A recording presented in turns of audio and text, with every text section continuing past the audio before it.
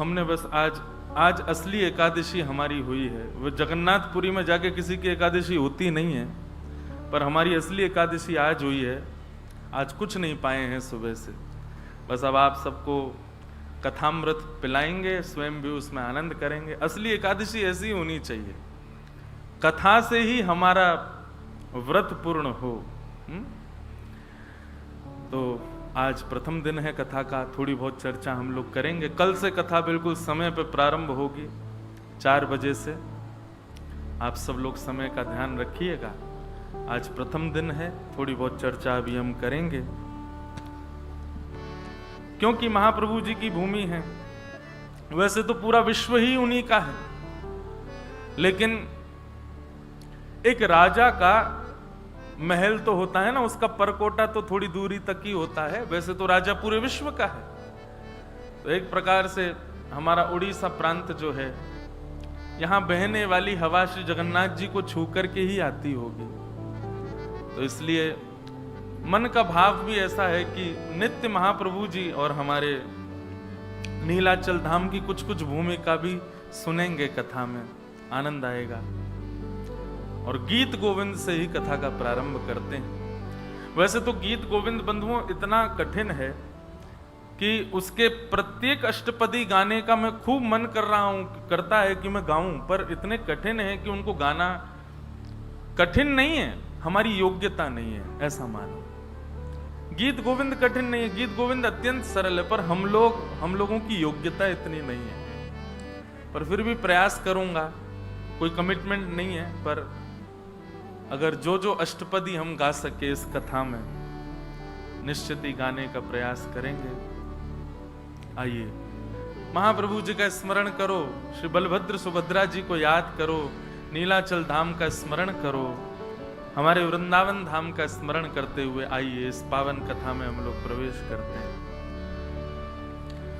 श्रित कमला कुच मंडल धत कुंडल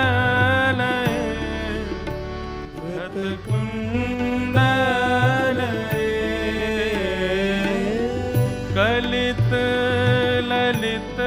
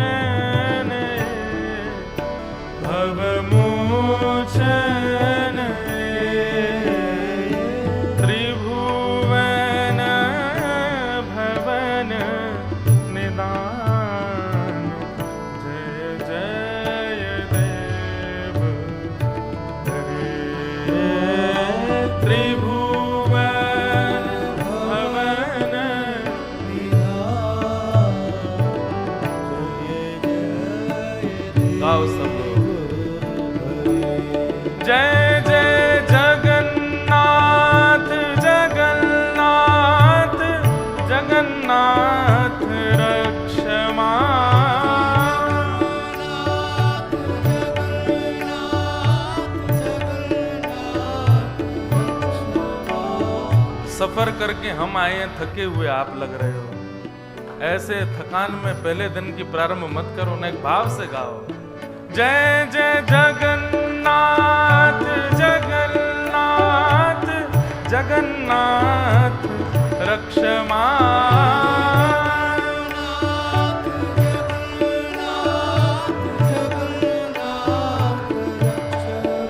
प्यारे महाबाहो महाबाहो महाबाहो पाहि मां।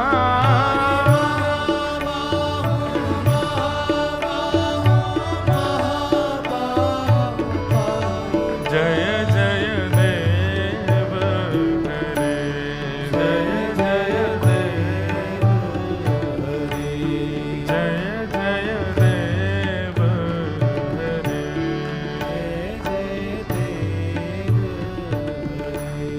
हे जनक सुता कृतभूषण जित दूषण जित दूषण समरशमित दशकन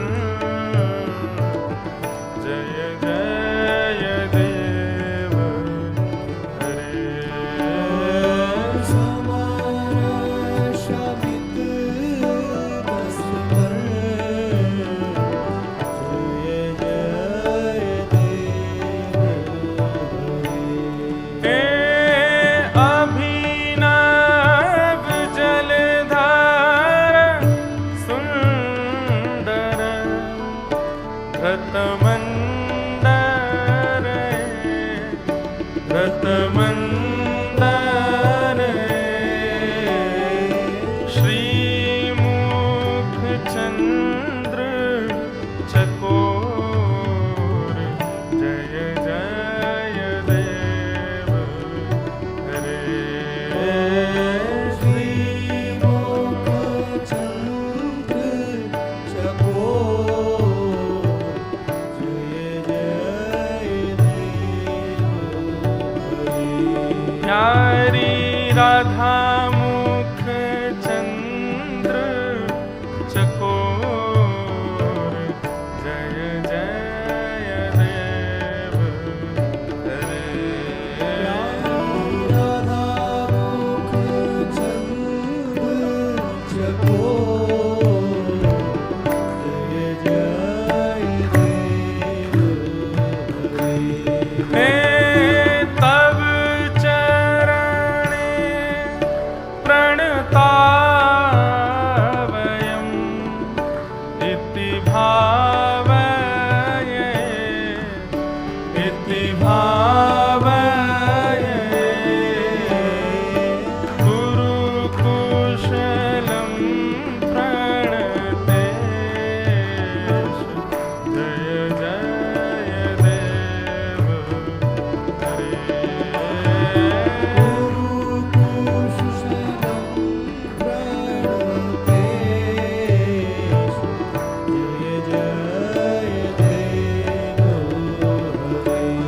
हे श्री जय देव कवेरिदं कुरुते मुदं कुरुते मुदं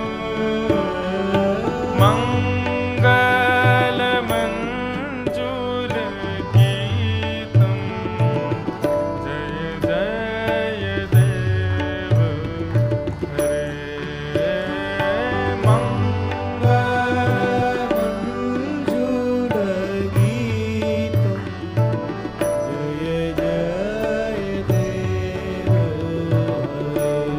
जय जय जगन्नाथ जगन्नाथ जगन्नाथ रक्षमा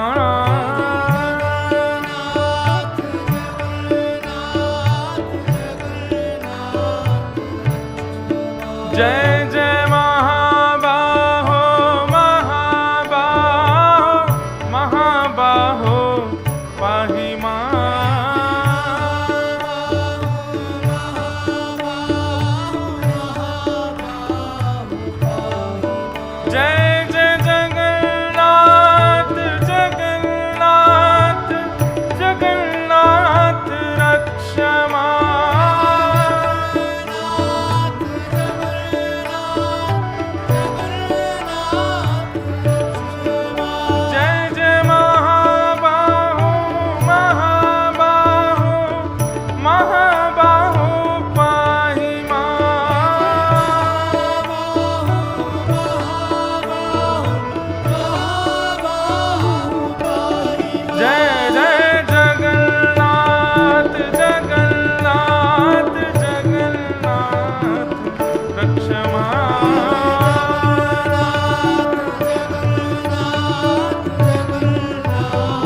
रक्ष जय जय महाबाहो महाबाहो महाबाहो महिमा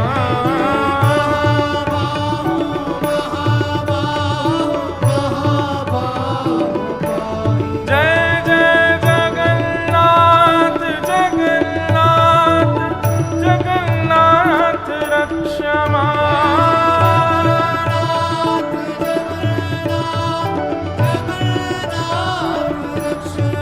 जय जय नीलाद्रीनाथ नीलाद्रीनाथ नीलाद्रीनाथ रक्ष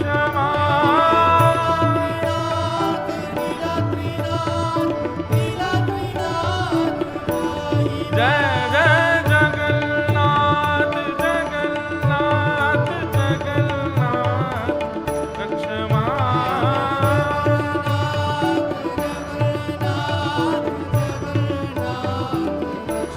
जय जय महाबाहो महाबाहो महाबाहो महिमा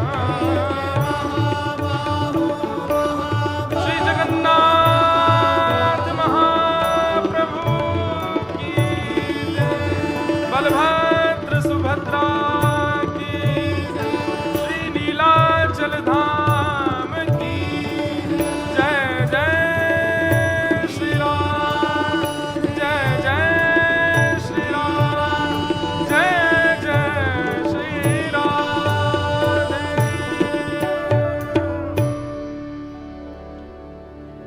श्री वृंदावन बिहारी लाल की श्री राधा रमण लाल की श्री राधा वल्लभ लाल की श्रीमद्भागवत महापुराण की श्री वेदव्यास भगवान की श्री सुखदेव जी महाराज की श्री परीक्षित जी महाराज की सब संतन की सब भक्तन की सब विप्रन की गोवर्धन नाथ की गिरिराज धरण की साक्षी गोपाल की जगन्नाथ महाप्रभु की बलभद्र सुभद्रा की श्री सुदर्शन जी महाराज की नीलाचल धाम की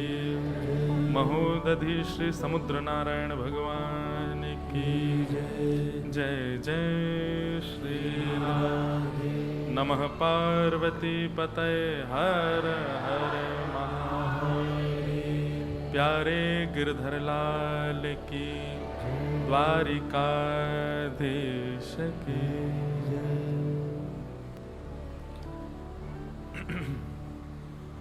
परम मंगल में परात्पर अखिलेश्वर अकारण करुणा वृणालय भक्त वांछा कल्पतरु तड़िद्वत विनिंदित पीताम्बरधारी श्री बालकृष्ण लाल की शब्दमयी वाणीमयी वांगमयी प्रतिमूर्ति हम आप सबके मध्य में विराजमान श्रीमद् भागवत महापुराण को बारंबार प्रणाम। मंच पर विराजमान समस्त विप्रवृंद समस्त गंधर्वजन और आप सभी श्रोता भाई बंधु कथा के निमित्त मात्र यजमान परिवार बालक मित्र सखा और यहाँ उपस्थित सब लोगों को व्यासपीठ से बहुत बहुत जय श्री कृष्ण जय सिया राम जय श्रीमन नारायण जय जगन्नाथ। आप सबको बारंबार प्रणाम। परमानंद के साथ महाप्रभु जी की कृपा से आप सब लोगों के प्रेम के फलस्वरूप श्याम प्रेमी परिवार हमने पूछा कि जो कथा के यजमान हैं उनका नाम क्या है। बोले कि वो कह रहे हैं हमारा नाम मत बोलो। सब श्याम प्रेमी परिवार और राउल केला भक्त मंडल, इनके लिए जोरदार करतल ध्वनि। वैष्णव को ऐसा ही होना चाहिए, अमानी, उसको ज्यादा मान की इच्छा ना हो। कोई आपको मान दे उसमें तो आप स्वतंत्र नहीं हो, किसी को रोक तो सकते नहीं। हमें भी मान बहुत देते हैं लोग, तो कोई आपको मान दे वहां तो आप कुछ नहीं कर सकते, पर मान न लेना ये तो आप कर सकते हैं। इसलिए मान को अस्वीकार करो, क्योंकि भक्ति में सबसे बड़ी बाधा मान है। मान सम्मानम कलयाति घोर गरलम नीचपुमानम क्षुधा। कलयुग में भक्त को सबसे ज्यादा किससे बचना है? बोले सम्मान, मान से बचे। क्योंकि मान एक बार जीवन में आ गया, एक बार आपने मान को स्वीकार कर लिया, तो फिर मान ही स्रोत है बाकी के सारे दुर्गुणों का। मान ही क्रोध को जन्म देगा, मान ही, अब देखो क्रोध यदि आ गया तो फिर उसके साथ साथ बाकी कौन कौन आएंगे? गीता में भगवान का एक श्लोक है, 2 श्लोक जुड़वा श्लोक हैं। ध्यायतो विषयाम पुंसः संगस्तेषुपजायते संगात् संजायते कामः कामात् क्रोधो विजायते क्रोधात् भवति सम्मोहः सम्मोहात् स्मृति विभ्रम स्मृति भ्रंशात् बुद्धिनाशो बुद्धिनाशात् प्रणश्यति।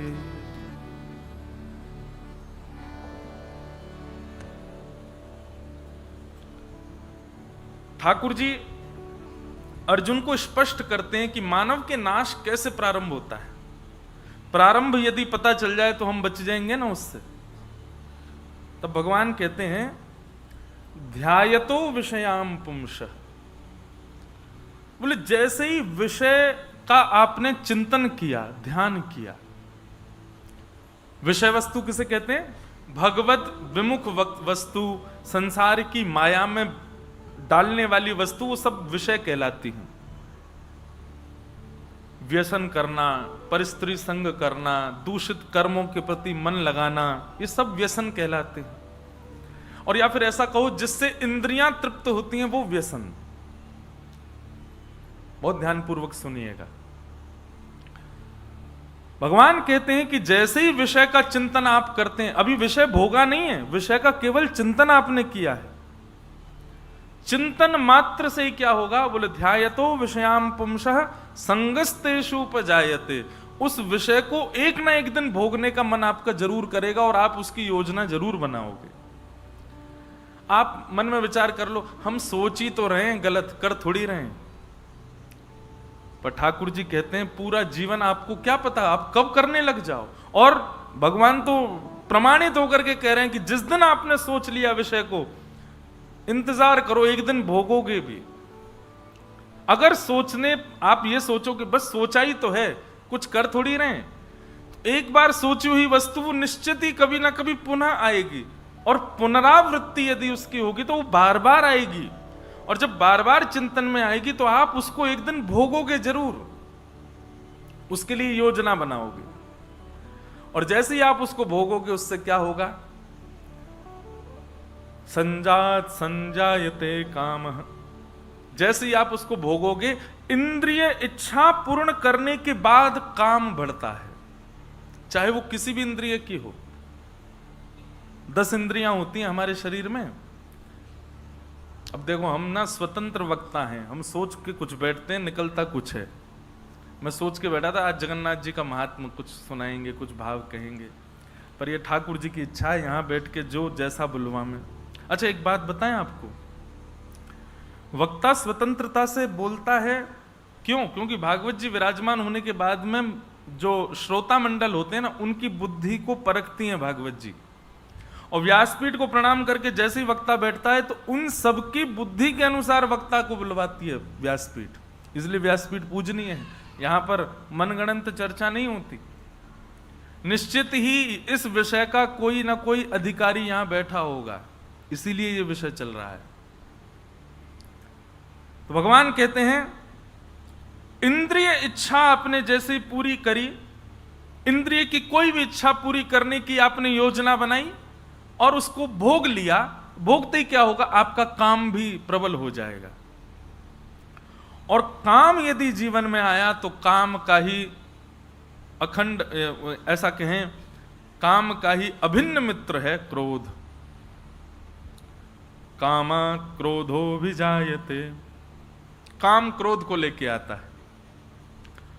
और क्रोधात् भवति सम्मोह, क्रोध अखंड प्रेम करता है किससे, मोह से। तो क्रोध आएगा तो मोह को लेकर के आएगा। और मोहात् स्मृति विभ्रम, मोह आती क्या होगा, बोले स्मृति उल्टी हो जाएगी, स्मृति चली जाएगी। और स्मृति उल्टी होते ही क्या होगा, बुद्धि नाश हो, बुद्धि का नाश हो जाएगा। फिर आप गलत भी करोगे, आपको चार लोग टोकेंगे, भाई ये गलत है मत करो, तो आप कहोगे तुम गलत हो जो मुझे टोक रहे हो, ये मैं तो सही कर रहा हूं। और जैसे ही बुद्धि नाश होगा, बुद्धि नाश होते ही बुद्धि नाशात् प्रणश्यति, मानव का भी नाश हो जाता है। परंतु विषयों का ध्यान, ये विषयों का ध्यान कब प्रारंभ होता है, जब व्यक्ति को मान मिलता है, जब व्यक्ति बहुत माननीय हो जाता है, उसको सम्मान मान की बड़ी अभिलाषा होने लग जाती है, मान से वो प्रसन्न होने लग जाता है। माननीय व्यक्ति ही विषयों का ध्यान करता है। जिस व्यक्ति को मान सम्मान की ज्यादा इच्छा नहीं, वो विषयों में ज्यादा नहीं रहता। और जो मान मिलने के बाद भी उसका त्याग करता है, निश्चित है वो विषय भोग से भी बचा हुआ है। मान की इच्छा और मान का स्वीकारीकरण, ये दोनों इस बात को प्रमाणित करते हैं कि वो विषय भी स्वीकार करता होगा। इसलिए मान से बचो। तो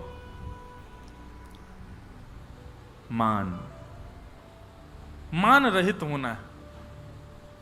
भागवत जी की कथा हम लोग अनेक अनेक कारणों से सुनते हैं, पर मुझे ऐसा लगता है कि सबसे पहले कथा का श्रवण अपने अवगुणों को परिवर्तित करके सद्गुणों में परिवर्तित करने के लिए ही करना चाहिए। श्रवण ठाकुर जी मिलेंगे, बहुत बाद की बात है।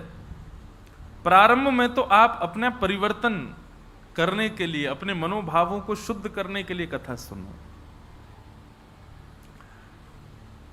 तो हमारे यजमान परिवार, उनका ऐसा भाव कि हमारा नाम ना हो, श्याम परिकर और राहुल केला श्रोता मंडल, मैंने कहा जय हो, बहुत अच्छा है। तो राहुल केला में दोबारा आकर के बहुत अच्छा लग रहा है। हम पहले भी यहाँ आ चुके हैं और खूब आनंद करके गए थे, इस बार आए हैं, इस बार दुगना आनंद करके जाएंगे, खूब आनंद उत्सव करेंगे। श्री गिरधर लाल जी भी पधारे हैं, वो पधारते ही हैं, वो हम नहीं आते तो वही हैं हमको लेके। उनके दर्शन का भी सुख आप सबको मिलेगा। सुबह 11 से 12 ठाकुर जी के दर्शन का समय रहेगा, जहां निवास है वहां पर आप सब लोग आइए। और बाकी की चर्चाएं तो अब करेंगे। थोड़ा सा आज महात्म सुनते हैं भागवत जी का, और भागवत जी के महात्म के श्रवणार्थ आज कथा को विश्राम देंगे। बोलो वृंदावन बिहारी लाल की। पहले ये कथा, जितना मुझे याद है, शायद 4 तारीख से प्रारंभ होने वाली थी, परंतु महाप्रभु जी की इच्छा थी कि द्वादशी नहीं, एकादशी से शुरू हो कथा। कई लोगों ने कल एकादशी मानी, कई लोग आज एकादशी मान रहे हैं। तो आज श्री समुद्र नारायण भगवान और नीलाचल धाम की रज और श्री नीलाचल भगवान का दर्शन, इन तीनों को संग लेकर के हम व्यासपीठ पर बैठे हैं। और आज पावन एकादशी भी है, तो उसी भाव से ये आज कथा प्रारंभ हो रही है और 9 तारीख को विश्राम होगी। संभवतः 9 तारीख को कथा का क्रम भी शीघ्र होगा, वो हम कल परसों में आप सबको अवगत करा देंगे कितने बजे से होगी, तो आप सब उसका भी ध्यान रखिएगा। आइए भागवत के महात्म्य में हम लोग प्रवेश करते हैं। सच्चिदानंद रूपाय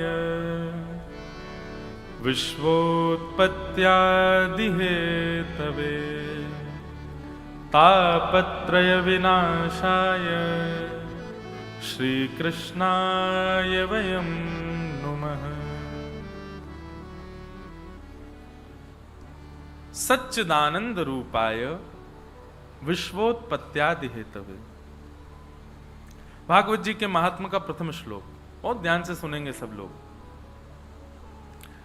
यहां ठाकुर जी के 3 रूपों का वर्णन किया गया है, सत, चित और आनंद।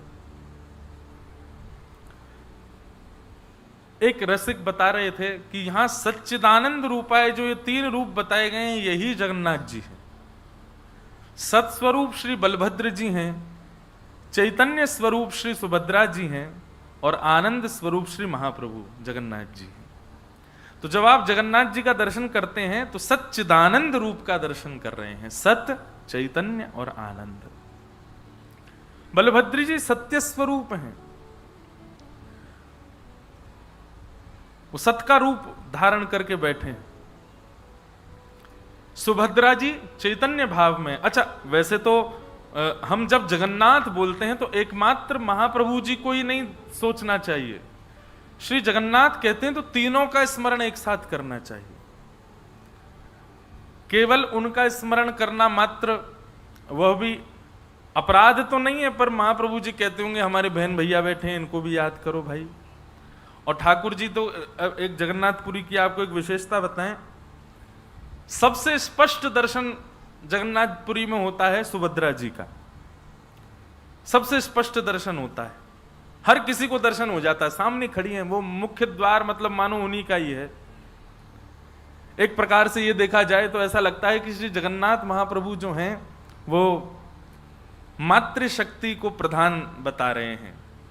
मध्य में पूरे जगन्नाथ मंदिर, पूरे जगन्नाथ नीलाचल धाम की अगर देखा जाए तो मध्य में मुखिया बैठता है, तो श्री सुभद्रा जी को मध्य में बैठाया है। मानो ठाकुर जी हमको संकेत कर रहे हों कि भाई अपने सारे जितने भी तुम्हारे संसार के आचार विचार हैं, परिवार हैं, व्यापार हैं, उसमें प्रधान रूप से लक्ष्मी को ही रखो, अपनी पत्नी को रखो, पुत्री को रखो, माँ को रखो, बेटी को रखो, किसी को भी रखो, इन्हीं को प्रधान मानो। जो इनका सम्मान नहीं करता होगा वो कुछ नहीं कर पाएगा जीवन में, वो जगन्नाथ ही नहीं बन पाएगा। श्री जगन्नाथ महाप्रभु इसलिए बन पाए क्योंकि वो सुभद्रा जी को मध्य में बैठाया। चाहते तो स्वयं बैठ जाते, नहीं, सुभद्रा जी मध्यस्थ है। फिर आप जब इधर से दर्शन करेंगे तो बलभद्र जी भी पूरे दिख जाते हैं, पर महाप्रभु जी को कितनों उचक के देख लो वो इतने ही दिखते हैं। बहुत कोशिश करोगे तो इतने दिखेंगे, पूरे तो दिखते ही नहीं। और अभी तो मैंने बहुत पहले दर्शन किया है, जब गर्भगृह में भीतर जाने की अनुमति थी, तब एक बार मैं गया हूं भीतर तक बिल्कुल महाप्रभु जी के सामने, पर अब बंद किया, रोक लगाई। और अच्छा भी है, हमको बताया गया पूज्य पिताजी महाराज और हमारा, क्योंकि गुरु स्थान है जगन्नाथपुरी, पूज्य पिताजी की दीक्षा जगन्नाथपुरी में, और पिताजी से दीक्षा हमारी है, तो हमारी गुरु स्थान है। तो वहां बताया गया कि श्री जगन्नाथ जी का जो गर्भगृह है वो पूरा शालिग्राम शिलाओं से युक्त है, शालिग्राम जी ही हैं।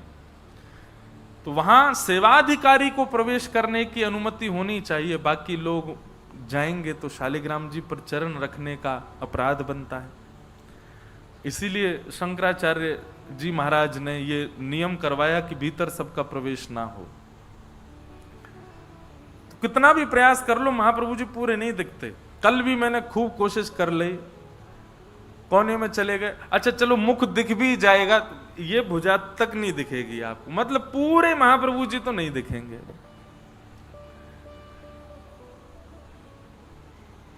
इसके पीछे कारण क्या है?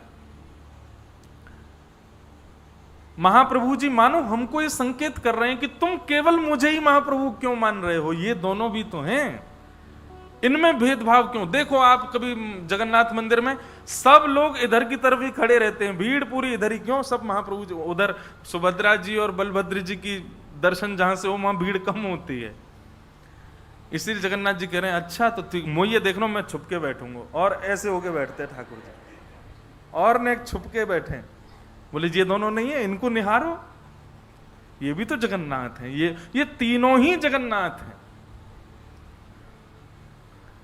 और भैया ये सच्चिदानंद रूपा है, जो ये श्लोक है भागवत जी के महात्म का, इसका इतना सुंदर प्रमाण है कि सबसे पहले सत्स्वरूप श्री बलराम जी को देखो, उनको पूर्ण रूपेण नेत्रों में निहार लो। जितनी देर महाप्रभु जी को देखो उतनी देर बलराम जी को भी देखो, उनके प्रति भी प्रेम भाव रखो। फिर मध्यस्थ चैतन्य स्वरूप श्री सुभद्रा जी का दर्शन करो।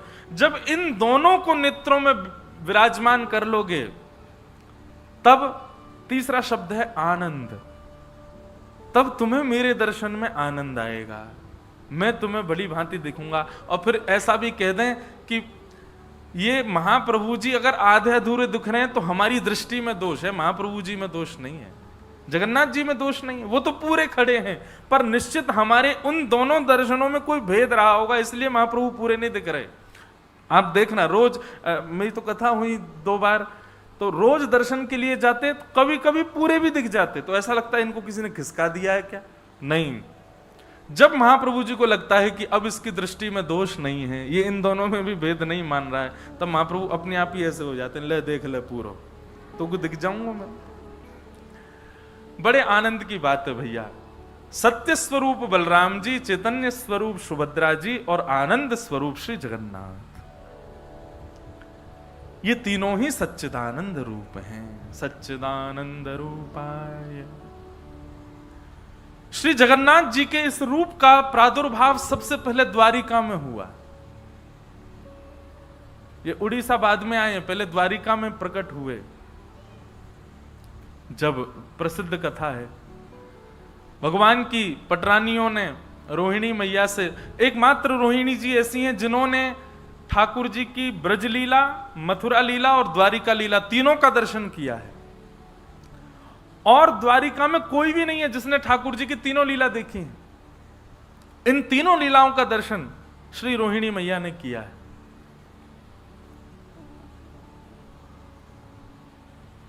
एक दिन भगवान की सब पटरानियों ने रोहिणी मैया से कहा कि हमको ब्रज लीला सुनाओ। रोहिणी मैया बोली ठीक है, हम सुना तो देंगे आपको। पर तभी भगवान की पटरानियों ने निवेदन किया कि सब लोग आएंगे कथा में, बस 3 लोगों का प्रवेश वर्जित रहेगा। बोले कौन? बोले सबसे पहले तो बलराम जी, वो नहीं आएंगे कथा में। रोहिणी मैया बोली, बोले हमारो ही लाला, वा कोई रोक दोगे हैं?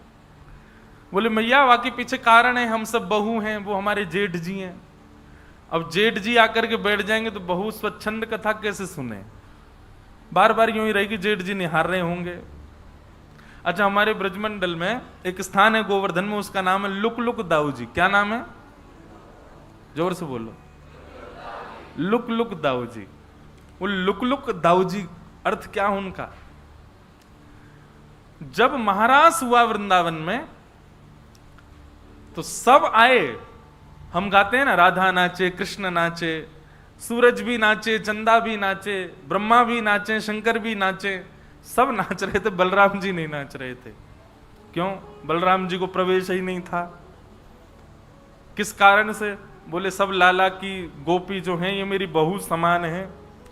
अब जैसे ही बलराम जी प्रवेश करने लगे, गोपियों ने सबने घूंघट कर लिया, सब किनारे खड़ी होंगे, बोले जेठ के सामने थोड़ी नाचेंगी हम। सब देवी देवता आ गए, गोपियों ने लज्जा नहीं की, लेकिन बलराम जी के आते सब सहम गए। तो फिर बलराम जी संकोच के मारे गिरिराज जी पर चले गए और श्री गिरिराज जी पर जाकर के सुंदर वृक्ष वल्लरियों के बीच में बैठ करके छुप करके वहां से लुक लुक, मतलब वहां से ऐसे छुप करके देख रहे हैं रास, इसलिए उनका नाम पड़ गया look look Dau ji, Shri look look Dau ji महाराज।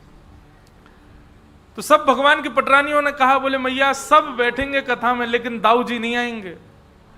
क्यों? बोले हमारे जेठ जी हैं, उनके सामने लज्जा होगी हमको।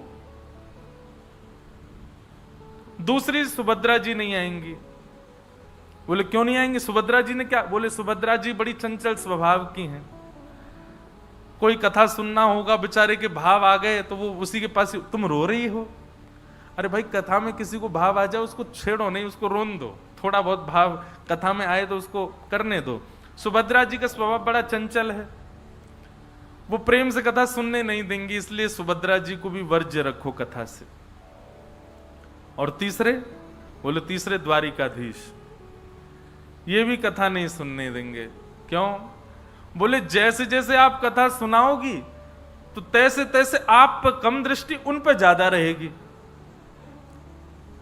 आप जैसे सुनाओगे कन्हैया ने ऐसे माखन खाए हो, तो हम सब वही कन्हैया का चिंतन वैसे मन में ना करके उन्हीं को अच्छा आपने ऐसा किया, तो फिर कथा में विक्षेप आएगा। वो कथा में स्वरूप होता है कि व्यास जी की तरफ भी दृष्टि होनी चाहिए। इसीलिए हम कई कथाओं में ज्यादा झांकी वगैरह नहीं मंगवाते कथा में। क्यों? क्योंकि भाई श्रोताओं का पूरा ध्यान वहीं चला जाता है। बोले ओहो ये वामन भगवान आ गए, अब नरसिंह भगवान आ गए, कई जगह सुदामा जी भी आ जाते हैं। कथा में ध्यान तो, कथा में ठाकुर जी की झांकी नहीं होनी चाहिए। कथा में झांकी नेत्रों से नहीं, हृदय में दिखनी चाहिए, चित्त में दिखनी चाहिए। तो बोले अब जगन्नाथ स्वयं द्वारिकाधीश बैठे होंगे तो पूरा ध्यान उन्हीं की तरफ जाएगा, इसलिए इन 3 लोगों को वर्ज्य करेंगे। रोहिणी मैया बोली तुम द्वारिका में बैठी हो और द्वारिका में इन तीनों का ही राज है, और इन तीनों को ही तुम कथा से रोकना चाहती हो, कैसे होगा ये? तब भगवान के सब पटरानियों ने मन बनाया और बोले योजना हम बनाती हैं, आप तो बस कथा की तैयारी करो। और सुभद्रा, बलराम जी और कृष्ण तीनों बैठे थे और सब पटरानियां गईं और बोली आप लोग अब बड़े हो गए, अब आप लोगों की इतनी गृहस्थी बढ़ गया है, लेकिन आप लोगों को खेलते हुए हमने बहुत दिन से नहीं देखा, चलो ने खेल खेल लो, कुछ क्रीड़ा करो। सुभद्रा जी को बहुत अच्छा लगा, बलभद्र जी को भैया बहुत दिन से हम खेले नहीं है, कुछ खेलेंगे आज। ठाकुर जी बोले हाँ हम भी बहुत दिनों से राजा राजा सब राजा धीराज ही बोलते रहे, आज हम खेलेंगे। खेल की बात कहती तीनों के अंदर लोभ आ गया कि हम खेल खेलेंगे। और कौन सा खेल खेला?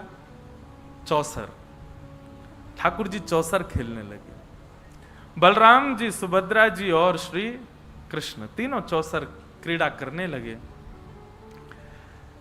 क्रीड़ा जैसी चल रही थी तो बीच बीच में तो खूब आनंद हो रहा था, इतने तन्मय हो गए क्रीड़ा में। तभी सब पटरानियों ने कहा अब ये खेलने में व्यस्त हैं, चलो यहां से अब कथा सुनेंगे जाकर के। जैसे ही तीनों व्यस्त हो गए, सब पटरानियां जाकर के वहां कथा सुनने लगी। यहां क्रीड़ा करते करते सुभद्रा जी, चंचल है ना उनका स्वभाव, सुभद्रा जी बोली सबरी भाभी कहां चली गई? भैया दाल में कुछ काला है, ये हम सबको खेल में बैठा के सबरी भाज गई, एक भी नहीं है यहां पे। ठाकुर जी बोले दाल में कुछ नहीं, पूरी दाल ही काली लग रही है हमें तो, जल्दी चलो। और तीनों महाराज ढूंढने लगे कहां हैं सब। ढूंढते ढूंढते तभी ऐसा एक सभागृह था, उस सभागृह में जैसे ही भीतर प्रवेश किया, सामने आसन पर भावावेश में श्री रोहिणी मैया विराजमान है और रुक्मणी आदि 16,108 पटरानियां भगवान की बैठी हैं। सबके नेत्र बंद हैं, नेत्रों से अश्रुधार गिर रहे हैं, सब बाल कृष्ण प्रभु की बाल लीला का दर्शन कर रहे हैं, श्रवण कर रहे हैं। ठाकुर जी ने तुरंत रोका दोनों को, बोले रुको, कथा चल रही है और कथा में भी ब्रज लीला चल रही है, हम लोगों ने कहीं अंदर प्रवेश किया तो विक्षेप हो जाएगा, कथा में भाव में विक्षेप हो जाएगा। ठाकुर जी पीछे ही खड़े हो गए, दूर ही खड़े हो गए, वहीं खड़े खड़े सुनने लगे अपनी लीला। लीला सुनते सुनते सुनते सुनते ठाकुर जी को भी भाव आ गया, सुभद्रा जी को भी भाव आ गया, श्री बलराम जी को भी भाव आ गया और भाव की चरम स्थिति पार होने लगी, प्रेम की 10वीं अवस्था पार हो गई। और ब्रजवासियों की याद में बलराम जी और सुभद्रा जी, बलराम जी और ठाकुर जी दोनों की भुजाएं खड़ी हो गई, मानो कथा सुनते सुनते ऐसा लग रहा हो कि सामने नंद बाबा खड़े हैं, यशोदा मैया खड़ी हैं, सब ब्रजवासी खड़े, अरे कोई इनको दूर मत रखो, हमारे पास ले आओ, हमारे हृदय से लगा दो। दोनों भुजाएं खड़ी हो गई। तभी प्रेम की अवस्था ऐसी पार हुई कि तीनों प्रेम विगलित हो गए। ठाकुर जी का मुख प्रेम विगलित हो गया, हाथ विगलित हो गए, चरण विगलित हो गए। जब ठाकुर जी के इस रूप का प्रादुर्भाव हुआ, पिघलने लगे ठाकुर जी, तब देवता त्राहिमाम करते हुए दौड़ने लगे। ब्रह्मा जी से जाकर के कहा कि कुछ करिए भगवान। ठाकुर जी नहीं तो देखिए अभी अभी जलाशय जल के भांति हो जाएंगे ठाकुर जी, तो ब्रह्मा जी ने कहा जब कथा में विक्षेप भगवान नहीं डाल रहे तो हम डालेंगे तो ठाकुर जी हमको शाप दे देंगे, कथा में विक्षेप डाल नहीं सकते तो क्या करें। बोले कोई कथा का रसिक जन ही जाकर के इसको संभाल सकता है। तब श्री नारद जी को भेजा गया। नारद जी महाराज आए और आकर के बड़े धीमे से रोहिणी मैया को कहा कि हे मैया, यदि आप थोड़ी देर और बोलती रही ना तो द्वारिकाधीश बलराम जी और सुभद्रा जी तीनों जल के रूप में ही मिलेंगे, रस के रूप में ही मिलेंगे, आपको प्रत्यक्ष दर्शन नहीं कर पाओगे। रोहिणी मैया ने सामने देखा, तीनों पिघल गए हैं, मुख पिघल गया, हाथ पिघल गए, पैर पिघल गए, वहीं कथा को रोक दिया। ठाकुर जी तो जिद करने लगे और सुनाओ अपनी ही लीला, पर तब रोहिणी जी ने कहा नहीं, अब कथा इससे आगे नहीं होगी। लेकिन नारद जी ने जाकर के प्रणाम किया और प्रणाम करते हुए महाप्रभु जी से प्रार्थना की, भगवान आपके स्वरूप की बलि बलि जाऊं, बस अनुग्रह इतना कर दीजिए। अभी तो आप अपने पूर्ण रूप में आ जाइए, अभी तो लीला चल रही है, परंतु इस रूप को कलयुग के लोगों को प्रेम की अवस्था समझाने के लिए, कथा की महिमा बताने के लिए, प्रेम के स्वरूप को दर्शाने के लिए और आपका भक्तों के प्रति, ब्रजवासियों के प्रति कैसा प्रेम है उसको दिखाने के लिए नाथ आपका ये स्वरूप कलिकाल में प्रकट हो और प्रकट हो करके जीव मानस का कल्याण करे। फिर स्वरूप तो ठाकुर जी का ये अनादि है, जगन्नाथ रूप कोई कलयुग का नहीं है, कोई सतयुग त्रेता, ये तो अनादि है। इसका कोई एक भाव नहीं कि उसी युग का है, अनंत है जगन्नाथ भगवान का स्वरूप। लेकिन कलयुग में मेरे और आपके ऊपर कृपा करने के लिए, इंद्रद्युम्न राजा पर अनुग्रह करने के लिए भगवान प्रथम तो नील माधव के रूप में आए और फिर नील माधव रूप से अंतर ध्यान होकर के इंद्रद्युम्न राजा पर कृपा करने के लिए भगवान दारू ब्रह्म श्री जगन्नाथ के रूप में, वही स्वरूप जो द्वारिका में कथा सुनते सुनते प्रकट हुआ था, वही स्वरूप यहां व्यवस्थित हुआ। बोलो जगन्नाथ महाप्रभु की। कथा सुनते सुनते ऐसे हो जाएं तब समझो कि कथा सुनी है। ये कथा के श्रोता का दर्शन है। हम आप जैसे हैं वैसे ही रह जाते हैं। इसका मतलब ये नहीं कि आपकी आंख नाक सब पिघल जाएं। पिघलने का मतलब केवल तन का पिघलना नहीं होता है, हृदय विगलित हो, प्रेम विगलित हो। हम सबसे बड़े श्रोता पूरे ब्रह्मांड के यदि कोई हैं तो वो श्री जगन्नाथ जी हैं। ऐसे महाप्रभु जी को हम प्रणाम करते हैं, ऐसे जगन्नाथ जी को हम प्रणाम करते हैं। कई भ्रांतियां जगन्नाथ जी के रूप के प्रति हैं, उन भ्रांतियों को भी हम इस कथा के माध्यम, क्योंकि अब 1.5 वर्ष तक तो कथाओं का क्रम पता है, तो जगन्नाथपुरी और उड़ीसा तो आना नहीं है, इसी कथा को माध्यम बनाएंगे। हम ये सोच के करेंगे ही नहीं कि हम राहुल केला में, हम यही सोच के करेंगे हम पुरी में कथा कर रहे हैं, जगन्नाथपुरी में ही हैं, तो उसी भाव से ही जगन्नाथ जी का रस प्रकट होगा। तो ऐसे महाप्रभु कौन है? सच्चिदानंद रूपाय, सत्य, चैतन्य और ये आनंद, ये तीनों का ही स्वरूप है सच्चिदानंद।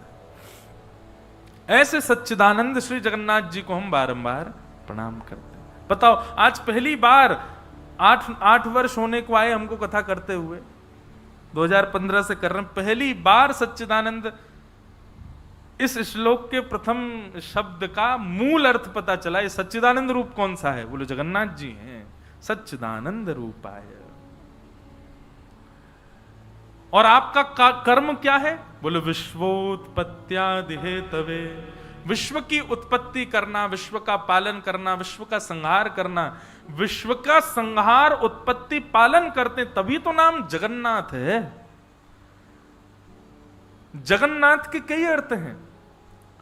प्रथम अर्थ जगतनाथ, पूरे विश्व के जो नाथ, नाथ मतलब रक्षक, नाथ मतलब पालक, नाथ मतलब संहारक। तो क्या लिखा है? विश्वोत्पत्त्यादि हेतवे, विश्व की उत्पत्ति करना, विश्व का पालन करना और विश्व का संहार करना, ये तीनों काम जिनके वश में हैं, ऐसे श्री जगन्नाथ। तो यहां पर देखो, पहले रूप बताया भगवान का, फिर उसके बाद कर्म बताया, और तीसरा भगवान का गुण बताया। श्री जगन्नाथ जी का गुण क्या है? तापत्रय विनाशाय। 3 प्रकार के ताप होते हैं हमारे जीवन में, आदि दैविक ताप, आदि भौतिक ताप और आध्यात्मिक ताप। दैविक, भौतिक और आध्यात्मिक। किसी ने आपसे लड़ाई कर ली, एक प्रकार का ताप ये है। आप बीमार हो गए, एक प्रकार का ताप ये है। ना किसी ने लड़ाई की, ना आप बीमार हुए, बस फिर भी टेंशन में। क्यों टेंशन में? ऐसे ही है, जबरदस्ती टेंशन में। ये 3 प्रकार के ताप होते हैं, 3 प्रकार की टेंशन होती हैं। लेकिन जो महाप्रभु जी की शरणागति कर लेता है, एक बार महाप्रभु जी के चरणों में प्रणाम कर लेता है, श्री जगन्नाथ जी क्या करते हैं? बोले तापत्रय विनाशाय। 3 प्रकार के तापों का जो विनाश करते हैं, उपशमन करते हैं, ऐसे श्री कृष्णाय वयम नमः। ऐसे श्री कृष्ण को हम बारंबार प्रणाम करते हैं। बोलो बाल कृष्ण लाल की। जगन्नाथ जी की शरणागति लेने वाला कभी ताप युक्त नहीं हो सकता, संताप युक्त नहीं हो सकता। और देखिए, मैं एक बात कहूं कि ताप संताप जीवन में न आए, इसकी कोई युक्ति है ही नहीं। अभी एक व्यक्ति भुवनेश्वर एयरपोर्ट पर ही मुझे मिला, उसने बहुत देर मुझसे बात की। वो बोला कि महाराज जी, पूरी दुनिया की हर चीज करके देख चुका मैं, लेकिन सेटिस्फैक्शन तो होता ही नहीं है। ऐसा कोई उपाय बताओ जिससे हम सेटिस्फाइड हो जाएं, जिससे हम क्या बोलेंगे उसको, कि एक ठौर मिल जाए। ब्रजभाषा का शब्द है, ठौर मिल जाए। मैंने कहा देखो, एक मैं अपनी, मुझे ज्यादा तो मैंने कथाएं की नहीं, पर जितने वर्ष की भी टूटी फूटी सेवा करी ठाकुर जी, उससे एक चीज पता चली, हम जिस दिन सेटिस्फाइड हो जाएंगे उसी दिन हम गोविंदाय नमो नमो हो जाएगा। हम लोग सेटिस्फाइड नहीं होते, इसीलिए हम जी रहे हैं, इसीलिए हम हर दिन कुछ नया कर रहे हैं। ना कभी भक्ति से होना चाहिए, ना कभी संसार से होना। हाँ, संसार से हो जाओ, ये तो जरूरी है कि संसार के विषय भोगों से आप सेटिस्फाइड हो जाओ, उससे हुआ जा सकता है। पर भक्ति, वो कह रहे थे मैं भक्ति से भी नहीं हुआ। मैंने भक्ति में तो होना ही नहीं चाहिए, पर संसार से होना चाहिए। जिस दिन आप सब चीजों से सेटिस्फाइड हो जाओगे, आपका भार नहीं संभाल पाएगी पृथ्वी। पृथ्वी कहेगी उड़ो आकाश में, अब तो तुम्हारा गुरुत्वाकर्षण खत्म हो चुका है। हम रहते पृथ्वी पर इसलिए हैं, हम कर्म इसलिए कर रहे हैं क्योंकि कहीं ना कहीं हमको ठौर नहीं मिली है, हम सेटिस्फाइड नहीं है। और ये ना होना वरदान है ठाकुर जी का। जो व्यक्ति बहुत बड़ा व्यापारी बन गया हो, वो सेटिस्फाइड रहता है? नहीं रहता। तब भी उसको लगा रहता है अभी तो कुछ किया ही नहीं, जबकि विश्व का सबसे बड़ा व्यापारी है। सेटिस्फाइड ना होना ही इस संसार को चला रहा है। जो हो जाते हैं वो फिर रह नहीं पाते, वो फिर भगवत नाम प्रस्थान कर जाते हैं। जिनका मन सब जगह से स्थिर हो चुका है, अब सब जगह से पूर्णतः उसको संतुष्टि हो चुकी है, संतुष्ट व्यक्ति पृथ्वी पर रह नहीं पाएगा, टिक नहीं पाएगा, उसको जाना पड़ेगा फिर यहां से। इसलिए संतोष करना है तो संसार के प्रति हो जाए। ठाकुर जी से तो हमको कभी संतोष होना ही नहीं चाहिए, कथा से तो कभी संतोष होना ही नहीं चाहिए। अब सबके लिए ये बात है, जिनको व्यापार प्रिय है, जो व्यापार के लिए बने हैं, उनको व्यापार से कभी संतुष्ट नहीं होना चाहिए। जो पढ़ने लिखने के लिए बने, उनको पढ़ने लिखने से नहीं होना चाहिए। जो खेल कूद के लिए हुए, उनको उससे नहीं होना चाहिए। हम भक्ति के लिए बने हैं, हमको सबसे हो जाना चाहिए, इससे नहीं होना चाहिए।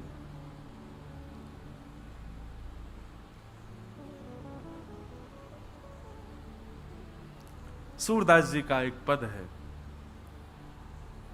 मेरो मन अनत कहाँ सुख पावे, मेरो मन अनत कहाँ सुख पावे। थोड़ी आदत डालिएगा। हम पद गाएंगे और इन पदों को आपको दोहरा करके गाना है। ये भजन नहीं है, ये पद हैं। और अगर आप लोगों के फोन चलते हों, वैसे मत करना, नहीं तो सब फोन चलाओगे कथा में। नहीं तो हम ये कहना चाह रहे थे कि जो पद हम गाएं उसको गूगल पर डालो और फिर हमारे संग संग गाओ।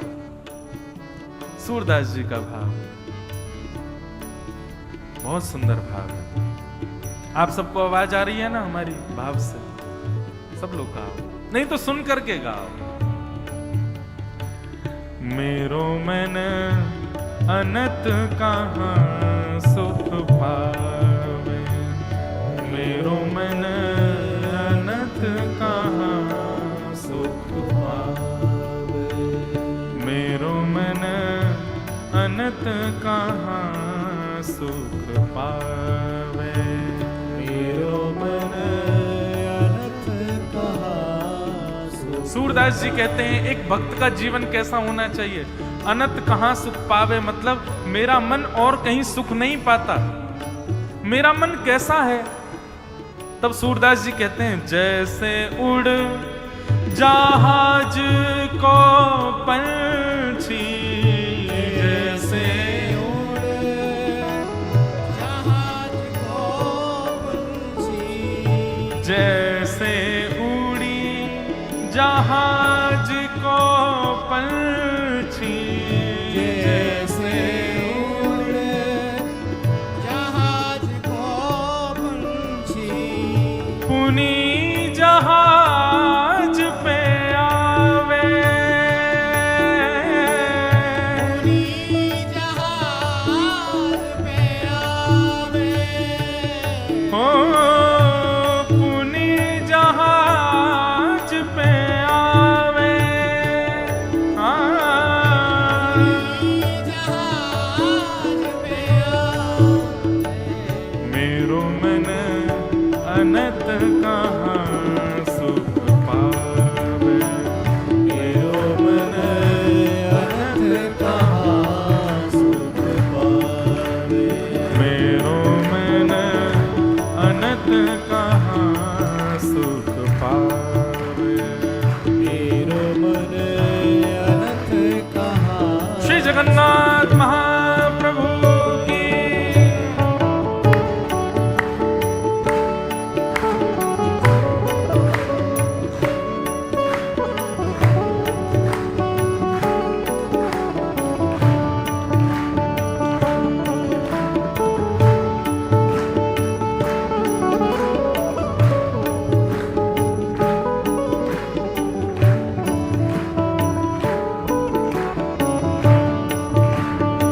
श्री राधा रमण लाल की।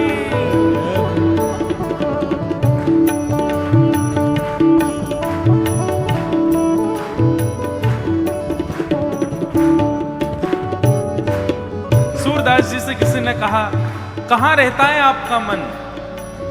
तब सूरदास जी बता रहे हैं कमल नयन को छाड़ी महात्म, कमल नयन को छाड़ महात्म, कमल नयन को छाड़ महात्म, कमल नयन को छाड़ महात्म, और देव को धावे, और देव को ध्यावे। जैसे हनुमान चालीसा जी कहती है ना, और देवता चित्त न धरहि, हनुमत से ही सर्व सुख करें।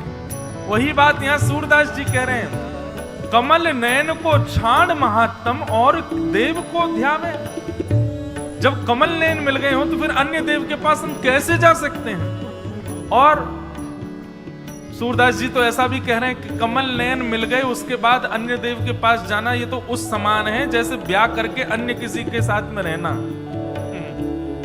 कमल नयन को छाड़ महात्म, कमल नयन को छाड़ महात्म, और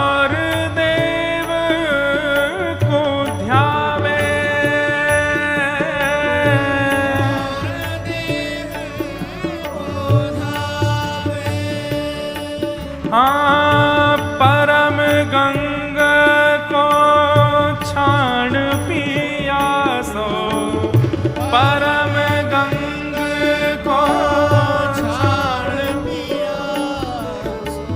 परम गंग को छाण पिया सो। जगन्नाथ जी मिल गए,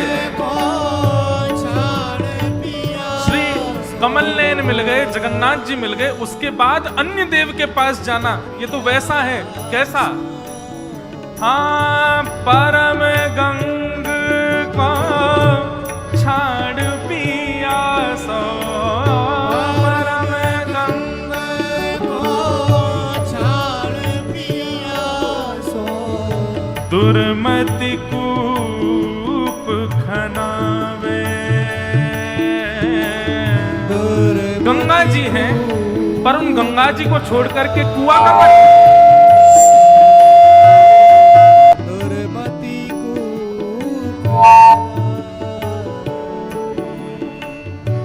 गंगा जी को छोड़ करके और कोई कुआं का पानी पिए। अच्छा एक बात कहें, ये ऐसे कथा में हो ना, बोलते बोलते लाइट चली जाए, माइक थोड़ा ये समझना ठाकुर जी मोहर लगा रहे हैं, बिल्कुल सही बात। कथा में इस प्रकार कुछ हो तो यही समझना चाहिए कि ठाकुर, अब देखो जगन्नाथ जी प्रत्यक्ष यहां आ जाए, उनके तेज को ये सह पाएंगे? वो आके मोहर लगा के गए, इसलिए ऐसा हुआ। परम गंग को छोड़ पिया सो, परम गंग को छोड़ पिया सो। दुर्मति कूप खनावे। दुर्मति कूप खनावे। मेरो मन अनंत कहाँ सुख पावे, मेरो मन अनंत कहाँ सुख पावे, मेरो मन अनंत कहाँ सुख पावे। मेरो मन अनंत कहाँ सुख पावे। सूरदास जी कह रहे हैं, जिन मधुकर अम्बुज रस चाख्यो, जिन मधुकर अम्बुज रस चाख्यो। जिस भौरे ने कमल के रस को चाखा होगा, जिन मधुकर, मधुकर माने भौरा, जिन मधुकर अम्बुज रस चाख्यो, जिन मधुकर अम्बुज रस चाख्यो। क्यों कर ली फल खावे,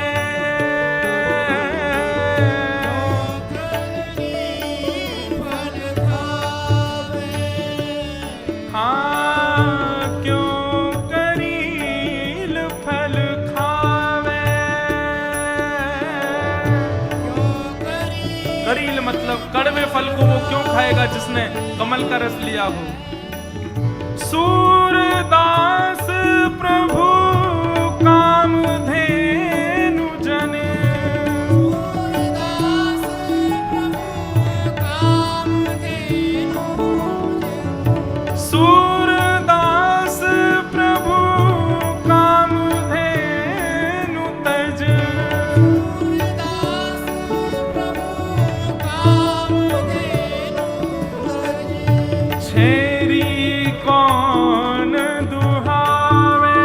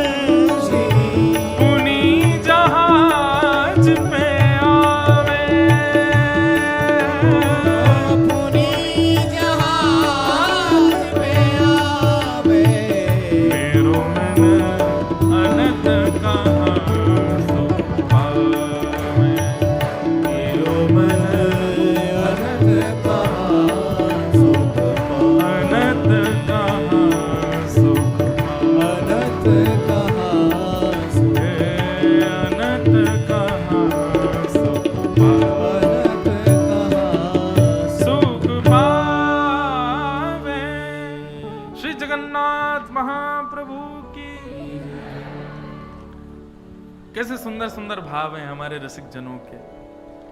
इन भावों की तुलना कभी कोई भजन नहीं कर पाएगा।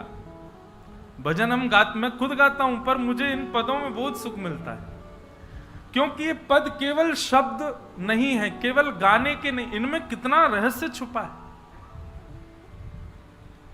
मेरो मन अनंत कहां सुख पावे। ऐसी स्थिति हो जाए भक्ति में कि ठाकुर जी के अलावा कुछ और भाए ना, बस वहीं, बाकी सब जगह आपको तृप्ति का अनुभव हो। बाकी सब स्थानों पर कोई कहे चलो आज ये खाने चल रहे हैं, आपका मन तो मना ही करे, जबरदस्ती व्यवहार निभाने जाना पड़े। आपको कोई कहे वहां घूमने चल रहे हैं तो जबरदस्ती व्यवहार निभाने के लिए घूमने जाओ, मन से नहीं। लेकिन श्री जगन्नाथ जी से संबंधी कोई चर्चा हो, कोई भाव हो, कुछ उसमें आपका मन पूर्ण रूपेण लगे, तब यह समझना चाहिए भक्त तो सब हैं, पर आपकी भक्ति ठाकुर जी स्वीकार कर चुके, इसलिए अनंत आपका मन नहीं लगता है। दूसरे भावों में आपकी रुचि नहीं होती है। आप केवल ये श्री गोवर्धनवासी सांवरे तुम बिन रहो न जाए, इस पद का उद्गाता श्री चतुर्भुज दास जी महाराज ने ये पद गाया ही इसीलिए कि श्री गिरिराज जी को छोड़ करके वो अन्य तीर्थ में भी नहीं जा पा रहे। नहीं, मैं गिरिराज जी को नहीं छोड़ सकता। ठीक प्रकार भक्ति कैसी हो, जैसे जल बिन मछली, वैसे भक्ति बिन, वैसे ठाकुर जी के बिन हम नहीं रहा जाए। तुम बिन रहो न जाए रे गोवर्धन वासी सांवरे। वास्तव में कोई जगन्नाथपुरी चंद घंटे रुक करके कहीं और कैसे जा सकता है? हम आज कैसे आ गए राउल केला? क्योंकि मन में एक भाव ये था कि कोई बात नहीं, जगन्नाथ जी से दूर जा रहे हैं, पर वहां रहे जहां जगन्नाथ जी का यश गाना है, तो वहां कथा तो मिलेगी ना, कथा से बच जाएंगे। सही बताएं, जब लगातार कथाएं होती हैं तो जब कथा कहीं विश्राम करके जाते हैं तो जहां विश्राम होती है वहां सब लोग रोते हैं, हमको रोना नहीं आता। कई एक व्यक्ति ने मुझसे पूछा, आपको भाव नहीं आता महाराज जी? है, हमने इतना प्रेम आपसे 7 दिन किया, इतने आपके संग रहे, खेले कूदे सब किया, 7वें दिन आप मुस्कुरा के चले कैसे जाते हो? मैंने कहा क्योंकि मन में एक ये रहता है कि आप लोग तो इसलिए रो रहे हो, कल से सब सुना होगा। मैंने कहा कल से मुझे नए लोग मिलेंगे ना, मैं नई जगह जाऊंगा, नई कथा करूंगा, नए स्थान पर होऊंगा, नए नए वैष्णव होंगे, वहां पर नई नई चर्चा होंगी, तो वो नई चर्चा, नई वैष्णव, नई कथा की ये स्थिति हमको प्रसन्न रखती है।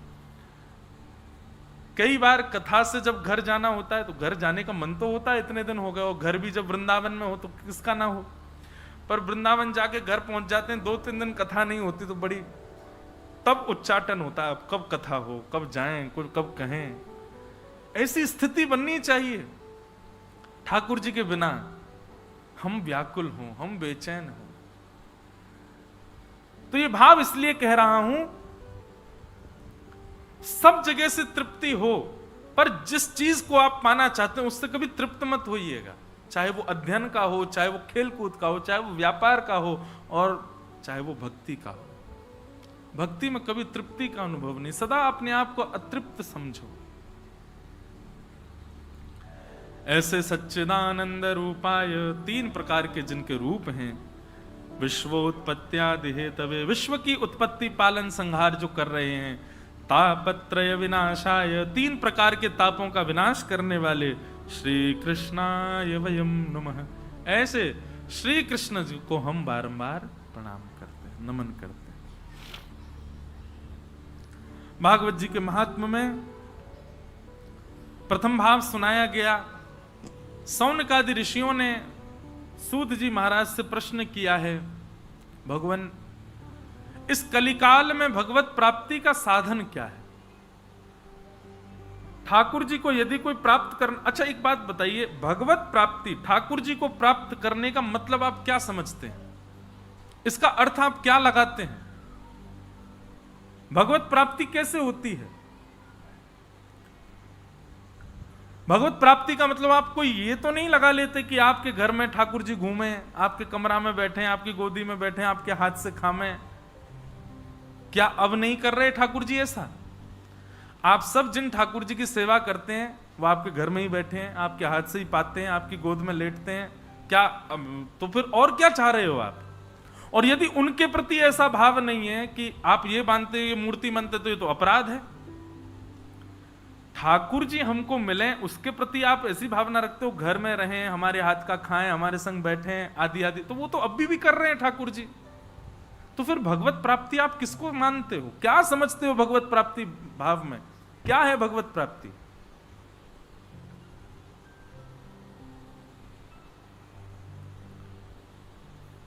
भगवत प्राप्ति का मतलब ये नहीं होता कि हम उनको खिलाएं, वो खाएं, वो हमारे सुलाने पर सो जाएं, हमारे उठाने पर उठ जाएं। ये भगवत प्राप्ति नहीं। भगवत प्राप्ति का मतलब ठाकुर जी को जो जो प्रिय है और ठाकुर जी को जो प्रिय भाव लगता है वो सब हमको प्राप्त हो, इसको भगवत प्राप्ति कहते हैं। उनको प्रिय लगे वो भाव हमको प्राप्त हो और उनके प्रिय हम बने, ऐसी स्थिति हमारी हो, इसको भगवत प्राप्ति कहते हैं। और सीधी बात, उनकी रजा में राजी रहना, वो जीवन में चाहे जो करें हमारे साथ, हमको सब स्वीकार है, सब मंजूर है, इसको भगवत प्राप्ति कहते हैं। सीधी बात, हम उनसे रीझ जाएं ये नहीं, वो हमसे रीझ जाएं, ये भगवत प्राप्ति है। हमसे प्रसन्न रहें ठाकुर जी। जरूरी नहीं है हर घर में ठाकुर जी बैठे हैं तो हर घर के अपने सेवक से प्रसन्न ही हैं, नहीं, हम उनको प्रसन्न करने के लिए ही सब क्रिया कर रहे हैं। ठाकुर जी की लीलाओं से प्रेम होना भगवत प्राप्ति है। ठाकुर जी के वैष्णवों से प्रेम होना, ठाकुर जी को जो भजते हैं उनसे भी प्रेम होना, यह भगवत प्राप्ति है।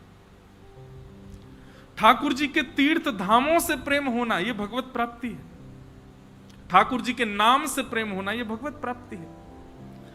आप जब नाम जप करते हैं तो नाम जप करने में भी आपको वही सुख की अनुभूति हो जो सुख की अनुभूति सेवा करने में होती है।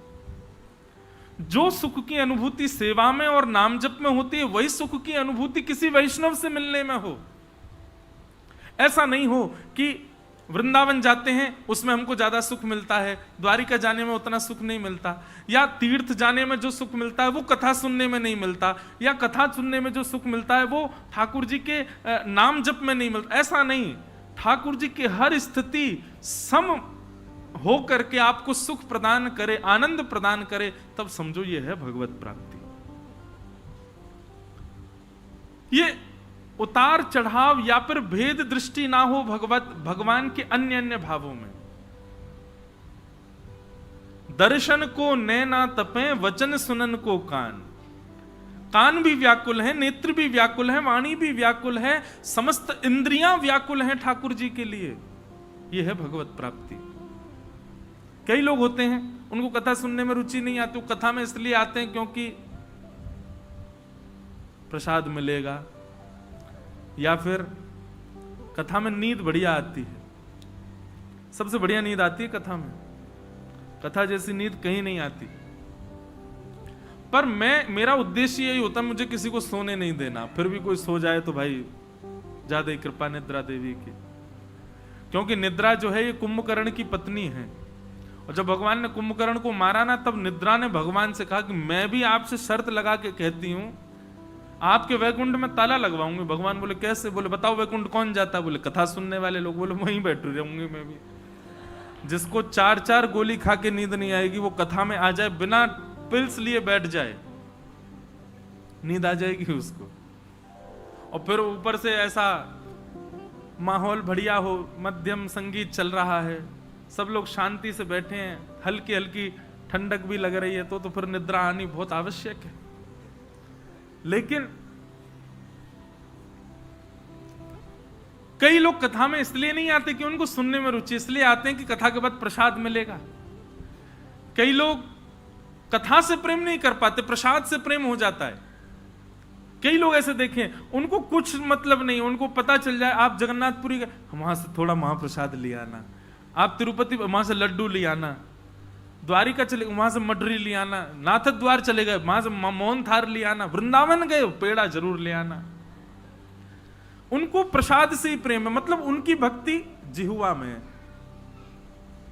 उनको कथा से ज्यादा मतलब नहीं। उनको वैष्णव दिख जाए उससे इतने फर्क नहीं पड़ता, प्रसाद दिख जाए टूट पड़ेंगे उस पर।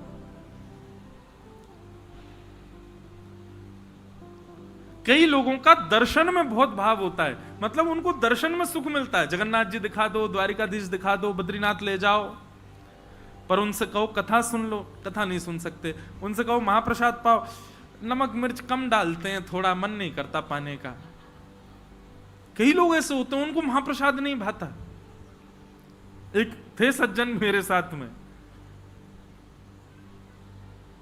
हमने तो एक नियम रखा, जगन्नाथपुरी में रहो चाहे किसी भी तीर्थ में रहो, एक बात सदैव याद रखो, अगर व्यवस्था है कि वहां की रसोई से प्रसाद मिलता है तो कुछ और पाना ही नहीं है, ठाकुर जी का अधरामृत पाना है। कल भी एक भाव, पूज्य श्री राधा कृष्ण जी महाराज थे साथ में, दोनों के साथ में दर्शन हुए, तो महाराज जी से एक भाव साझा कर रहा था कि महाराज जी चाहे एक ही रसोई हो, एक ही सब्जी हो, एक ही मसाले हो, बनाने वाला भी एक ही हो, हर दिन एक ही सब्जी बनाए, एक जैसी नहीं बन सकती। आपको 7 दिन के लिए कहा गया ये रहा घिया, इसमें लिमिटेड इतना नमक डालना है, इतनी मिर्च डालनी है, इतने मसाले, आप 7 दिन तक बनाओ, हर दिन उसके स्वाद में परिवर्तन आ जाएगा। पर आप 10 वर्ष पहले का महाप्रसाद पाए हो चाहे आज पा लो, वही स्वाद है। क्यों? ये एक रास्ता इस बात का प्रमाण है कि ये भोजन का स्वाद नहीं है, ठाकुर जी का अधरामृत है, इसलिए वो सम है। हमारे श्रीनाथ जी की मोहन थार 10 साल पहले पाओ आज पाओ, वही स्वाद रहेगा। श्री राधा रमन जी की कुलिया प्रसादी 20 वर्ष पहले पालो आज पालो, वही स्वाद है। ये इस बात का प्रमाण है, वो ठाकुर जी का अधरामृत है। वो उस वस्तु का स्वाद नहीं है, वो ठाकुर जी के अधरामृत का स्वाद है, वो सम है। और तनिक भी कृष्ण प्रेम यदि चित्त में होगा तो ठाकुर जी के प्रसाद में भेद, ठाकुर जी के प्रसाद में दोष आपको दिख ही नहीं सकता। आपको हर दिन वो और प्यारा लगेगा और प्रिय लगेगा। तो किसी को प्रसाद में रुचि होती है पर लीला में रुचि नहीं होती, कथा में रुचि नहीं होती, धाम में रुचि नहीं होती, प्रसाद पर नहीं। भगवत प्राप्ति यदि किसी को हुई होगी तो जितना सुख प्रसाद में उतना ही सुख दर्शन में, जितना सुख दर्शन में उतना ही सुख लीला कथा सुनने में, और जितना सुख प्रसाद लीला और कथा में उतना ही सुख धाम में, और जितना सुख धाम लीला कथा प्रसाद आदि सब में उतना ही सुख किसी अन्य वैष्णव को देखने में। कोई कंठी माला धारण किए, कोई तिलक धारण किए, उर्दपुंड धारण किए सामने आ जाए तो आपको उतनी प्रसन्नता, उतना ही भाव आ गया चित्त में जितना भाव जगन्नाथ जी को देखने में आता है।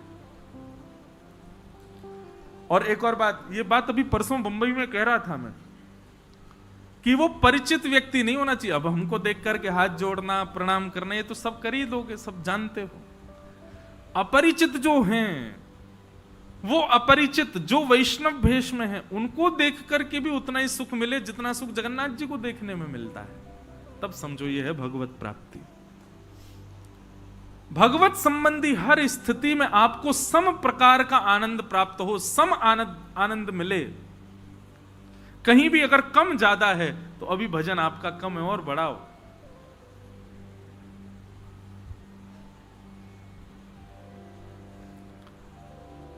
तो इसे कहते हैं भगवत प्राप्ति।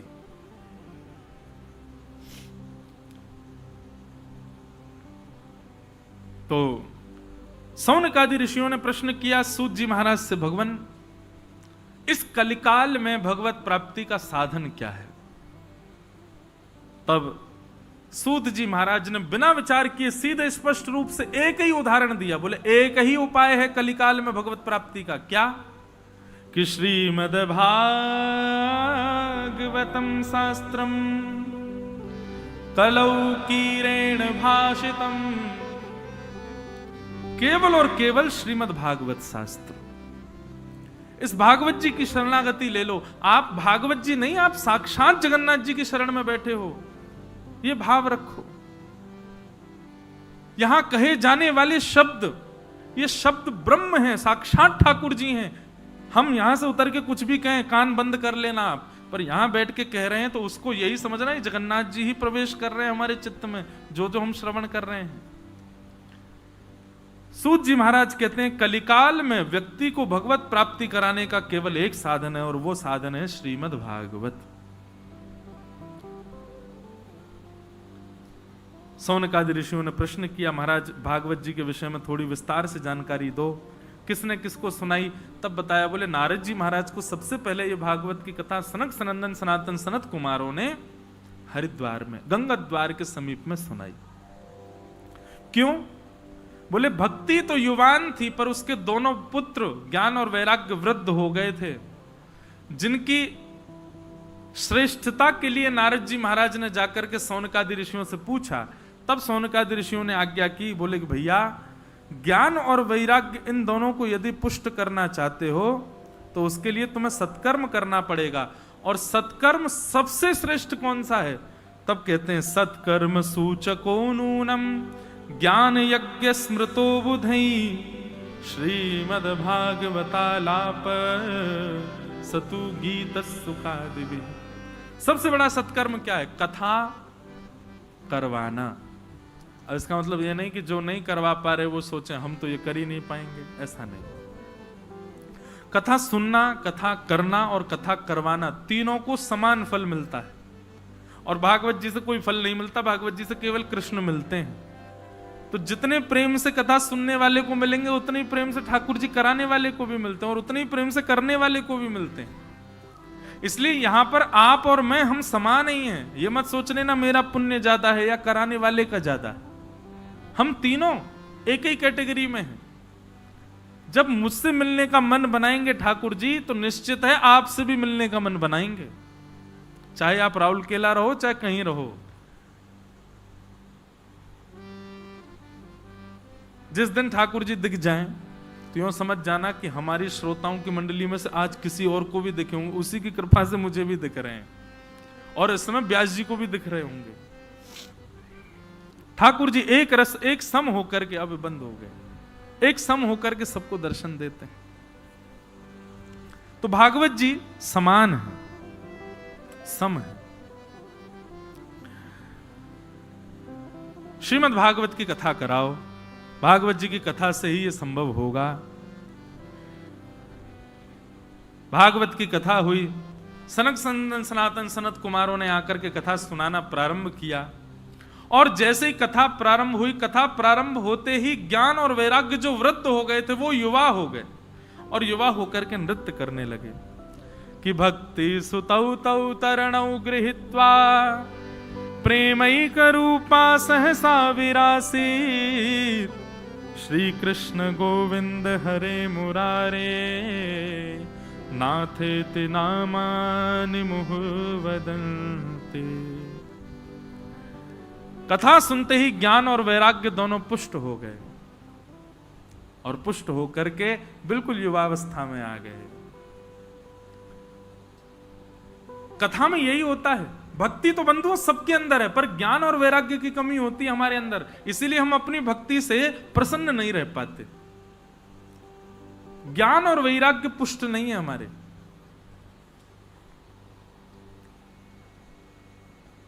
हमारा ज्ञान कहां तक सीमित है? श्री गुरुचरण सरोज रज निजमन मुकुर सुधार वर्णो रघुवर विमल यश जोदायक फलचार। अर्थ बताओ, इसका क्या अर्थ है? अर्थ कोई नहीं जानता। ऐसा हमारा ज्ञान है, रट्टू तोता की तरह रट लेते हैं। बच्चों, छोटे छोटे घरों में जाता हूं तो लोग बाग अपने बच्चे, बेटा महाराज जी को श्लोक सुनाओ। वो श्लोक क्या सुनाता? गायत्री मंत्र। जिस गायत्री का विधान ही नहीं है कि हर किसी को बोलना चाहिए, वो गायत्री मंत्र बालक सुनाते हैं, या फिर श्लोक सुना देंगे। उससे पूछो अर्थ क्या? अर्थ नहीं पता, बस श्लोक याद है। ऐसा ज्ञान नहीं, हमें ज्ञान चाहिए। और ज्ञान का मतलब बहुत कुछ पता होना नहीं होता है। ज्ञान का मतलब सही निर्णय लेने वाले व्यक्ति को ज्ञानी कहा जाता है। जो निर्णयात्मक बुद्धि से युक्त होता है उसको ज्ञानी कहा जाता है। वैराग्य का मतलब सब छोड़ देना नहीं होता। वैराग्य का मतलब अपने मन को वश में रखना, इसको वैराग्य कहते हैं। अपने मन को विचलित ना होने देना। जलेबी देखते ही जीभ में पानी आ जाए समझो वैराग्य नहीं है आपका। एकादशी के दिन व्रत तो है, लेकिन कोई रोटी सब्जी खा रहा हो तो आप विचलित हो जाओ, ये हमारे सामने मत खाओ, आज हमारा व्रत है। काय बात का व्रत है? व्रत का मतलब है अपने मन पर काबू करना, इसी को वैराग्य कहते हैं। और ये वैराग्य और ये ज्ञान भागवत से ही प्राप्त होता है। ऐसा भागवत का ज्ञान है। तो भक्ति महारानी सुनकर के अति आनंदित हो गई, प्रसन्न हो गई। प्रसन्न होकर के नृत्य करने लगी। भक्ति सुतौ तौ तरणौ गृहीत्वा प्रेमैक रूपा सहसा विरासित श्री कृष्ण गोविंद हरे मुरारे नाथेति नामानि मुहुर्वदन्ति। ऐसी भक्ति महारानी को हम बारंबार प्रणाम करते हैं, वंदन करते हैं।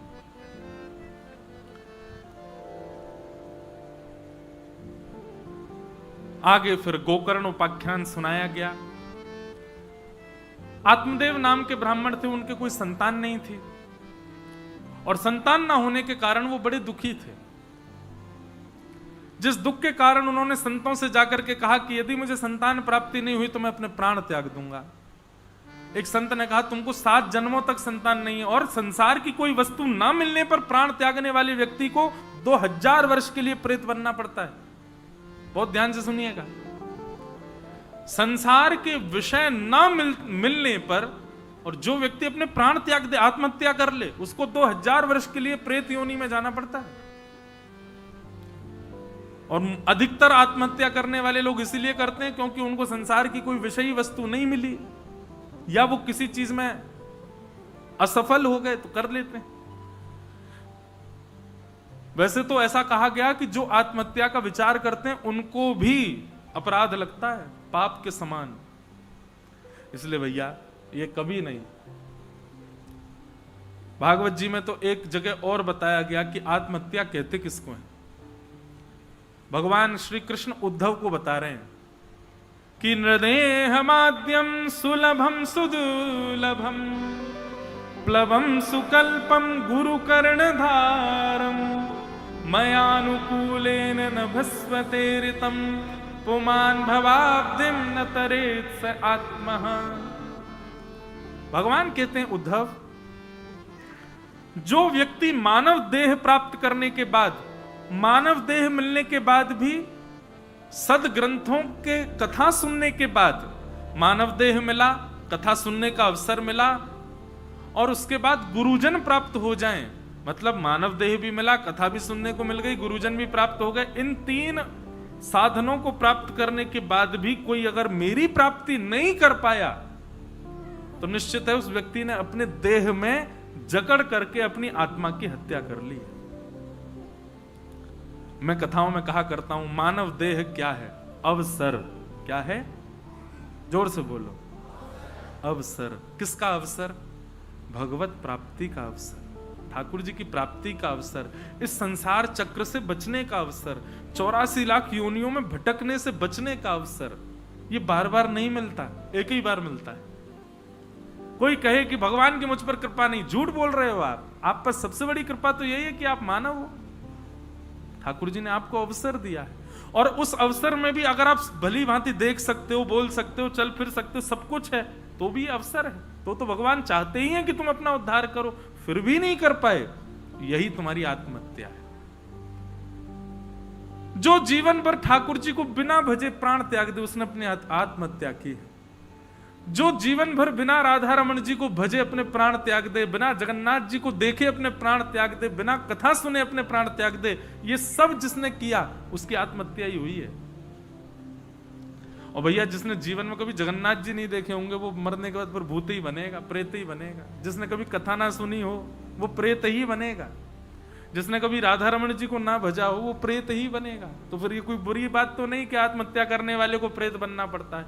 हमको तो ऐसा लगता है पूरा जीवन गवा दिया और भगवत भजन ठाकुर जी का स्मरण तक नहीं किया, ऐसा व्यक्ति ही प्रेत बन जाता है फिर। इसलिए प्रेत भूत जो हैं भारत में हमारे होते तो हैं पर कम होते हैं, विदेशों में ज्यादा होते हैं। विदेशों में ज्यादा होते हैं, वहां कथा का कोई दूर दूर तक कोई काम ही नहीं, और वहां वो लोग विश्वास भी मानते हैं कि प्रेत भूत होते हैं। हमारे यहां प्रेत कितना होता है? इतना ही होता है, बस सिर घुमा देता है और कुछ नहीं। इससे ज्यादा प्रेत की पहुंच नहीं भारत में, क्योंकि हम सब पे रामबाण भी तो भूत पिशाच निकट नहीं आवे, महावीर जब नाम सुनावे, ना से रोग हरे सब पीरा जपत निरंतर, सबको याद है। प्रेतों ने भी यहां से पलायन कर लिया है विदेशों में, बोले यहां तो सबको हनुमान चालीसा याद है। लेकिन भाई प्रेत बनता कौन है? भजन बिन नर मर गट के भूत। जो जीवन भर भजन नहीं करता वही मृत्यु के बाद भूत बन जाता है। तो गोकर्ण जी की कथा सुनाई गई कि आत्मदेव को एक फल दिया गया, महाराज जी ने एक फल दिया, वो फल जाकर के आत्मदेव ने अपनी पत्नी को दे दिया, पत्नी ने बांझ गैया को खिला दिया, और गैया के गर्भ से गोकर्ण जी का जन्म हुआ, और पत्नी ने अपनी सहेली के पुत्र को ही अपना बता करके पति को दिखा दिया। दोनों बालकों का नामकरण हुआ। आत्मदेव जी के पुत्र का नाम धुंधुकारी, और गऊ का जो पुत्र हुआ उसका नाम गोकर्ण। दोनों बड़े हुए, दोनों में अंतर दिखने लगा। गोकर्ण पंडित ज्ञानी बना और आत्मदेव। अच्छा एक बात आपसे कहें, हमारा मन तो था हम 1-1.5 घंटा कथा करेंगे, पर अब भाव आ रहा है तो हम थोड़ा बहुत कह लेते हैं, पर अभी हम कर देंगे 8, सवा 8 बजे तक विश्राम, क्योंकि आप सबको भी अपने अपने घर जाना, हमको भी पेट पूजा करनी है। तो बालक श्रेष्ठ बने, इसके लिए माता पिता को क्या करना चाहिए? तो जिन लोगों के अभी संतान पधारी नहीं है, वो लोग तो अभी इस भाव को सुन लीजिए, उनके लिए तो बहुत अच्छी बात है। बालक का पालन जन्म कर लेने के बाद नहीं होता है, बालक का पालन तब होता है जब वो गर्भ में आता है। उस समय माता पिता के विचार, उस समय माता पिता का स्वभाव, उस समय माता पिता की क्रिया, उस समय माता पिता के कर्म, वो उस बालक को लगते हैं।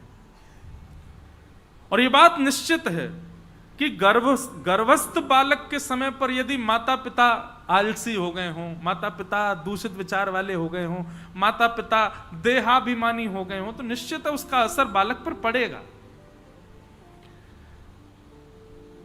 श्रीमद् भागवत में 5 कर्म बताए गए हैं, गर्भवती माताओं को करने चाहिए। कोई टोना टोटका नहीं बता रहे हम वास्तविकता बोलते हैं।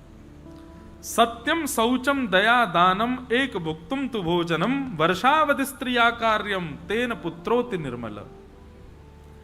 सबसे पहला सत्य बोले। जब जैसे ही पता चले गर्भ में अब एक बालक है, गर्भ में अब जंतु है, उसी दिन से ही असत्य का सहारा छोड़ दे, चाहे कुछ हो जाए सत्य ही बोले।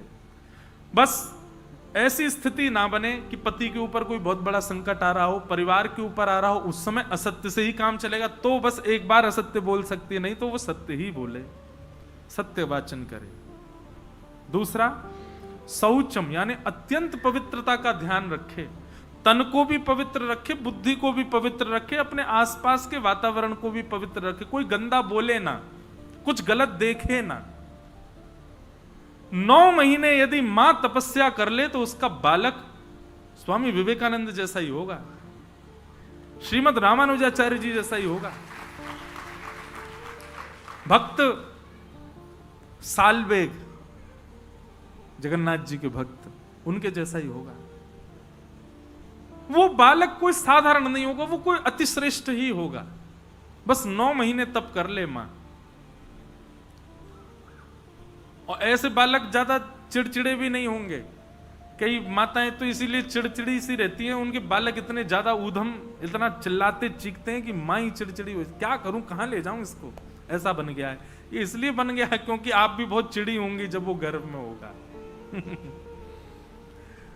तो सबसे पहला सत्यम, 9 महीना कम से कम असत्य बिल्कुल ना बोले। दूसरा शौचम, अत्यंत पवित्रता का ध्यान रखे।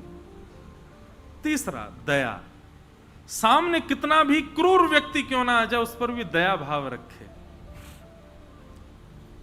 और चौथा, दानम, नित्य कुछ ना कुछ दान करे। और पांचवा और अंतिम, कठिन है पर करने योग्य है, क्या?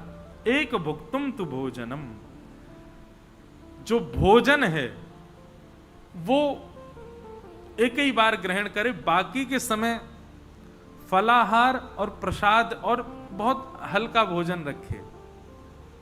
इस प्रकार के 5 नियमों का पालन करते हुए, तप करते हुए यदि बालक को जन्म दिया गया और नित्य भगवान को स्मरण करे, सुबह उठते ही, रात्रि सोने से समय और मध्याह्न भोजन के समय, 3 बार तो कम से कम रोज भगवान का स्मरण करे। 9 महीने तक यदि कोई मां इस प्रकार का नियम पालन कर ले तो यहां पर लिखा है तेन पुत्रोति निर्मल, उसका बालक ऐसा होगा जो या तो सृष्टि, समाज या पूरे विश्व का काया पलट कर सकता होगा।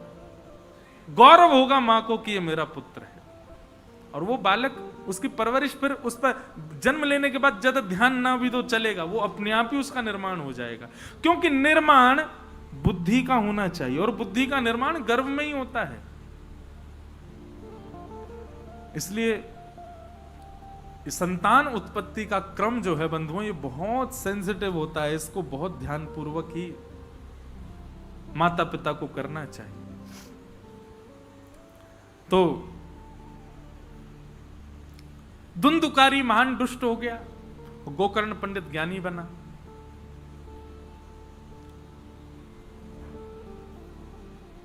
गैया के अंदर ये 5 गुण होते हैं और गाय इन 5 गुणों से युक्त होती है। इसीलिए उसके बालक संतान, उसकी बछिया भी हो तो भी वो कल्याणकारी होती है, बछड़ा वो भी कल्याणकारी होता है। हम मानवों के ही राक्षस होते हैं बालक, क्यों? हमारी बुद्धि राक्षस है, हमारे हृदय राक्षस है। तो धुंधुकारी महान दुष्ट हुआ, उसकी दुष्टता के कारण पिता ने घर त्याग कर दिया, मां ने कुआं में कूद के प्राण त्याग दिए। गोकर्ण जी महाराज ने पिता को ज्ञान उपदेश दिया, ज्ञान उपदेश लेकर के पिता ने अपना उद्धार किया। धुंधुकारी मृत्यु के बाद प्रेत बना। उसको प्रेत योनि से मुक्त करने के लिए गया जी में श्राद्ध तक किया, लेकिन तब भी वो प्रेत योनि से मुक्त नहीं हुआ। क्यों नहीं हुआ? क्योंकि गोकर्ण जी महाराज जिस नाम गोत्र से श्राद्ध कर रहे थे वो उसका गोत्र था ही नहीं, वो तो किसी अन्य का पुत्र था, उसकी मां दूसरी थी ना। इसलिए गोत्र गलत होने के कारण वो प्रेत योनि से मुक्त नहीं हो पाए। तब क्या करें? तब सूर्य नारायण से पूछा कि ऐसे प्रेत योनि में बंधा हुआ व्यक्ति जो श्राद्ध आदि से भी मुक्त ना हो रहा हो, उसके लिए क्या किया जाए? तब सूर्य नारायण भगवान ने बताया कि भैया ऐसे में तो केवल एक ही सहायता हो सकती है। क्या? कि श्रीमद् भागवतम शास्त्रम प्रेत पीड़ा विनाशिनी। श्रीमद् भागवत की कथा ही है जो केवल प्रेत पीड़ा से आपको मुक्त कर सकती है, अन्य कोई क्रम ऐसा नहीं है। श्रीमद् भागवतान मुक्ति सप्ताहम वाचनम कुरु इति सूर्यवचः सर्वै धर्म रूपम तु विश्वतम। सूर्य नारायण ने कहा कि भागवत की कथा कराओ, कितना भी भयानक प्रेत योनि में क्यों ना हो, मुक्त हो जाएगा। भागवत की कथा हुई, 7 दिन कथा पूर्ण होते ही एक बांस की ग्रंथि का भेदन करके धुंधुकारी दिव्य रूप धारण करके भगवत धाम को प्रस्थान कर गया। बोलो भागवत महापुराण की। तो सोचो, अत्यंत प्रेत योनि में व्यस्त व्यक्ति को भागवत जी मुक्त कर सकते, तो हम तो अभी भी जीवित हैं, हम प्रेत तो नहीं है, तो हमको भागवत जी मुक्त करेंगे नहीं? निश्चित करेंगे, बस श्रवण भाव से करो, श्रवण प्रेम से करो। ये भाव इसी प्रकार महात्मा कहा गया भागवत जी का। ऐसे भागवत जी के महात्मा को हम प्रणाम करते हैं। बोलो वृंदावन बिहारी लाल की, श्री राधा रमण लाल की, श्री राधा वल्लभ लाल की जय जय श्री राधे। मैं तो जपूं सदा तेरा नाम, दयालु दया करो। मैं तो तो जपूं सदा तेरा नाम दयालु भाव से दया करो मैं तो जपूं सदा तेरा नाम दयालु दया करो तो जपूं सदा तेरा नाम दयालु दया करो मैं तो जपूं सदा तेरा नाम दयालु दया करो मैं तो जपूं सदा तेरा नाम दयालु दया करो दयालु दया करो दयालु दया करो कृपालु कृपा करो कृपालु कृपा करो मुझे पहुंचा दो निज धाम दयालु दया करो मुझे पहुँचा दो निज धाम दयालु दया करो ओ मैं तो जपूं सदा तेरा नाम दयालु दया करो मैं तो जपूं सदा तेरा नाम दयालु कृपा करो ओ द्वार खड़े हैं भक्त तुम्हारे द्वार खड़े हैं भक्त तुम्हारे द्वार खड़े हैं भक्त तुम्हारे द्वार खड़े हैं भक्त तुम्हारे अपनी दया के खोलो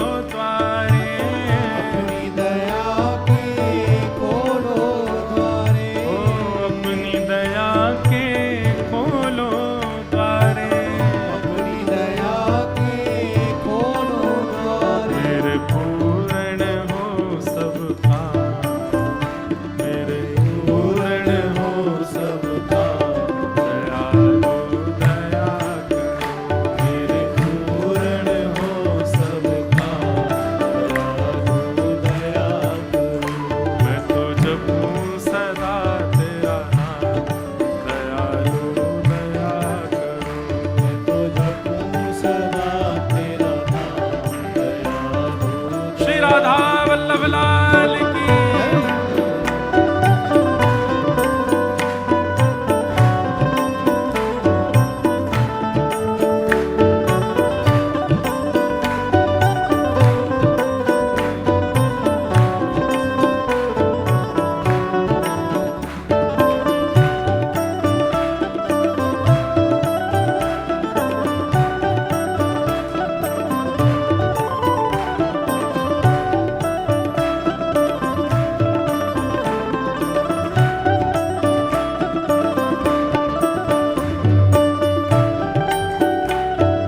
बोलो वृंदावन धाम की श्री लीलाचल धाम की